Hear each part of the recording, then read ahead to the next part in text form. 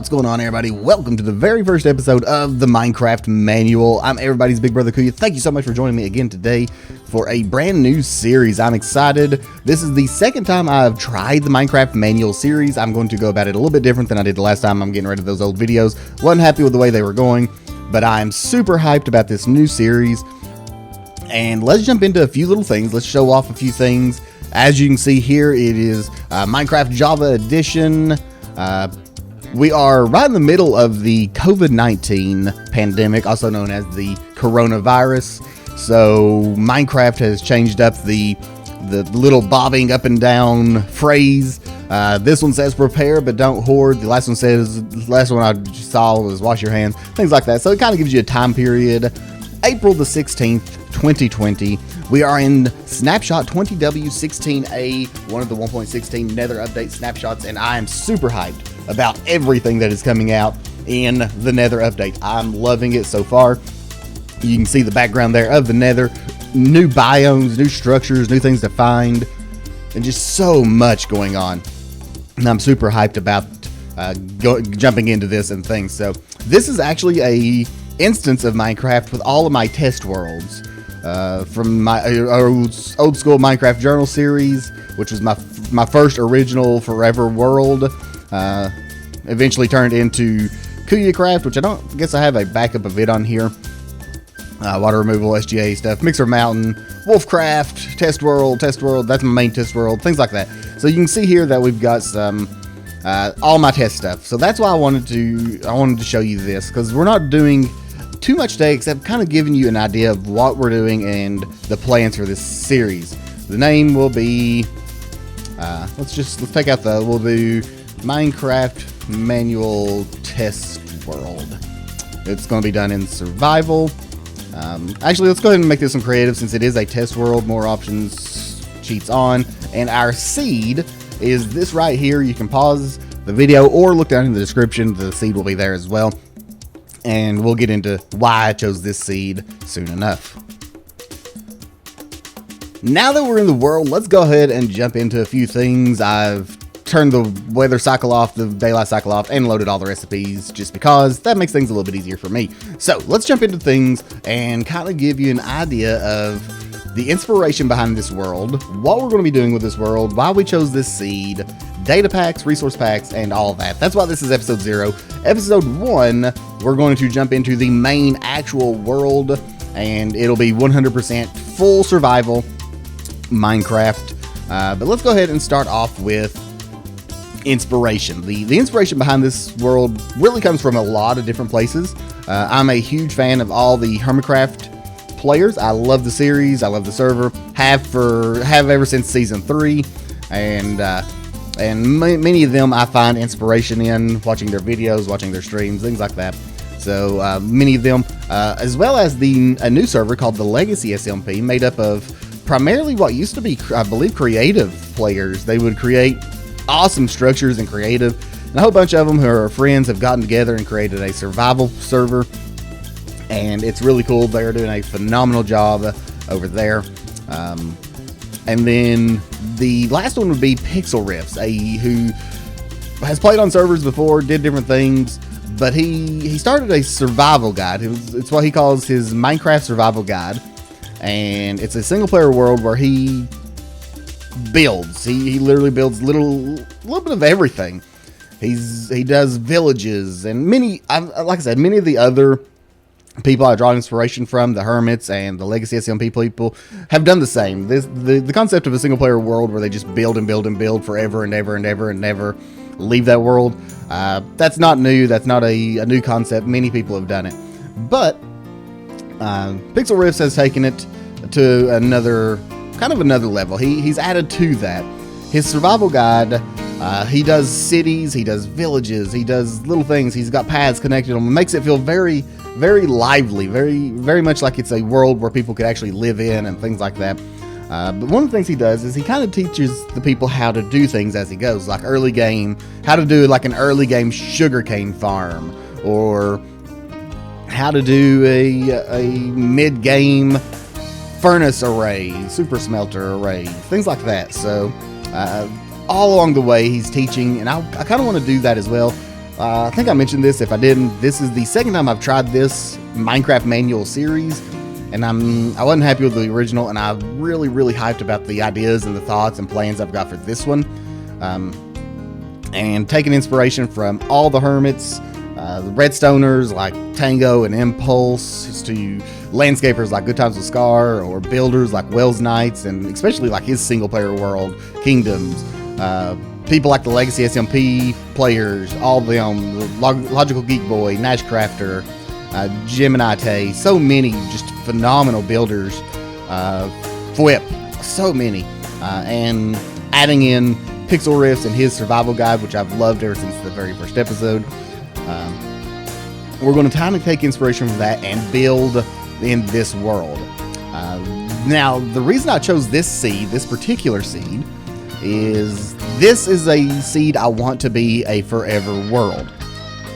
That is a very hard concept. My original KuyaCraft, technically it was the Minecraft Journal, but turned into KuyaCraft. It was supposed to be the forever world, but I didn't really do a whole lot of planning. I didn't know very much about it. That series was really to kind of show the progress of me as a Minecrafter, and show the progress of me as a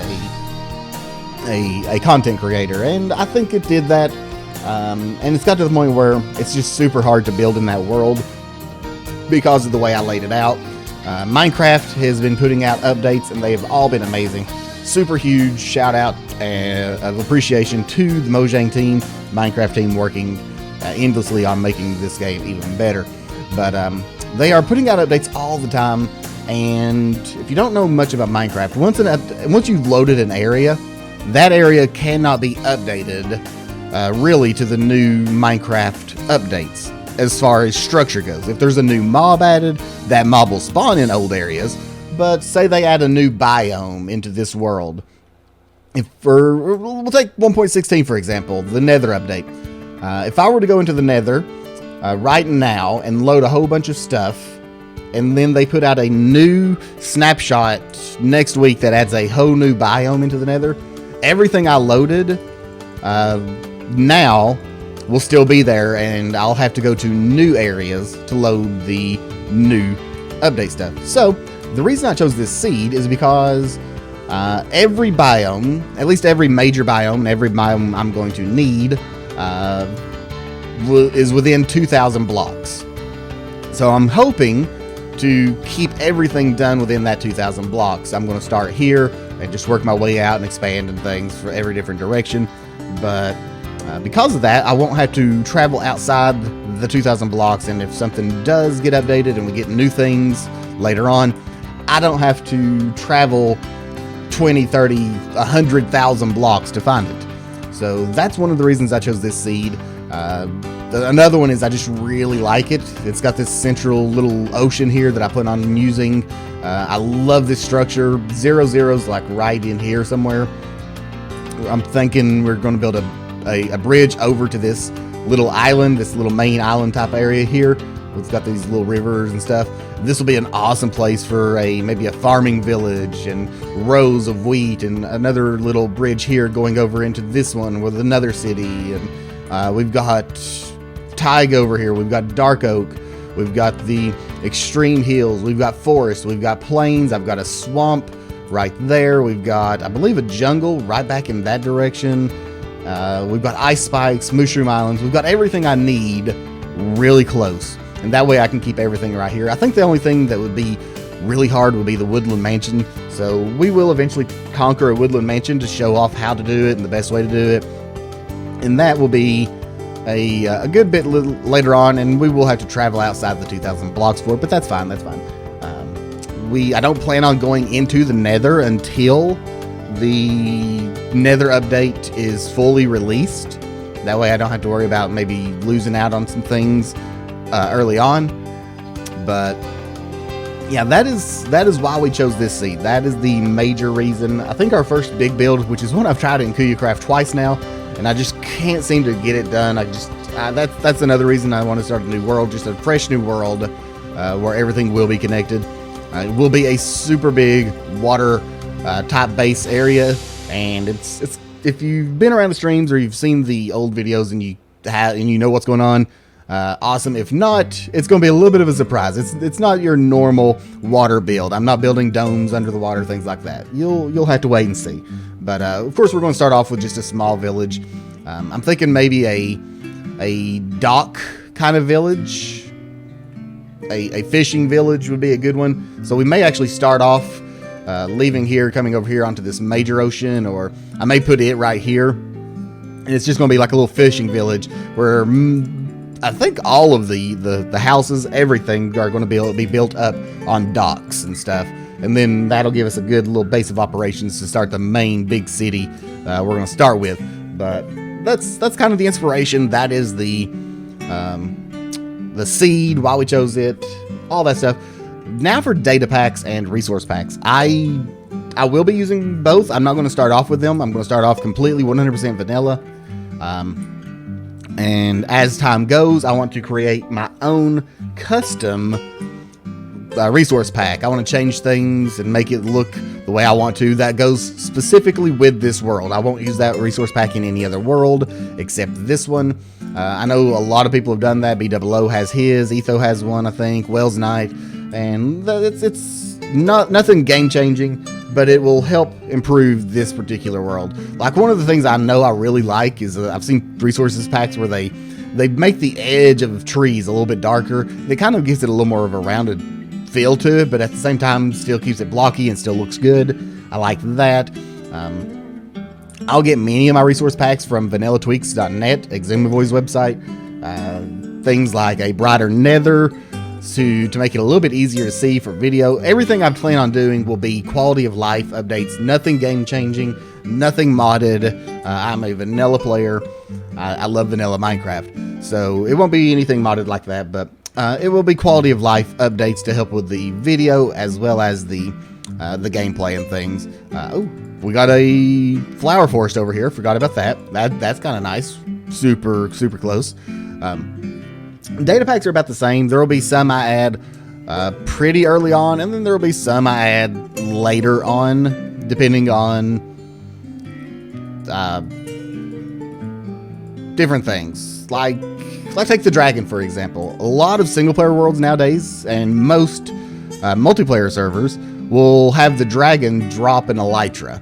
After we kill the dragon, after we get out into the end cities and I find 3 or 4, however many elytra that I want, then I will add that data pack in to make it a little bit easier to get after we've accomplished it and things. There'll be other times where I still go out and look for them, because every once in a while I get in the mood for it, but for the most part, I don't like going into the end and exploring for hours upon hours upon hours to find one thing. The shulkers are the same. We'll get a whole bunch of shulker boxes right away. And then later on in the series, we will add a data pack that makes sure shulkers respawn, and the shulkers always drop 2 shells instead of just 1 or possibly 2. So little things like that we're going to add to just improve. I'm going to add some custom recipes.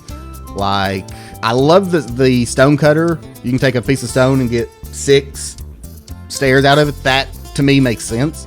I hate that you cannot do that with wood. You can't do that with a oak planks. You put 6 in, you get 4.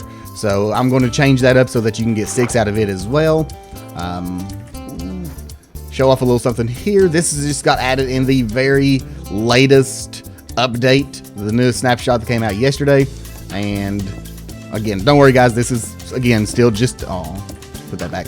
This is literally just a backup of the world. We're not into the main world yet, but you can see here they added these ruined portals as part of the Nether update, and I think that is absolutely amazing. I love that. You can come in, find all kinds of golden things, some iron. So there will be lots of exploration in this series. There will be lots of building. There will be lots of redstone and designs and different themed villages. Our farming village may be like a Tudor style. The one we're going to be doing in the ocean that I'm really hyped about is going to be a lot of quartz. It's going to be a very clean build. Quartz and water are the main things. So lots of different build styles, lots of different build palettes, and I am super excited for it. I hope y'all are as well. I'm going to go ahead and wrap this video up right here. That way I can get to work on episode number 1. We can jump into things and survive our first day in Minecraft. I appreciate y'all, love y'all. Hope y'all have an absolutely brotastic rest of your day. If you enjoyed the video, hit the like button. Don't forget to subscribe. And until next time, have fun, be good, and we'll see you all later.